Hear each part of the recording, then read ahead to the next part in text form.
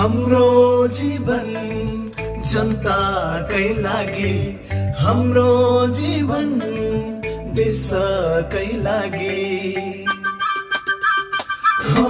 हाम्रो जीवन जनताकै लागि, हाम्रो जीवन देशकै लागि। समर्पण गरेर सङ्घर्ष गरेर बलिदान गर्ने संकल्प गरेर ल्याउने छौ मुक्तिको दिन। छर्ने छौ संसारैभरि, ल्याउने छौ मुक्तिको दिन।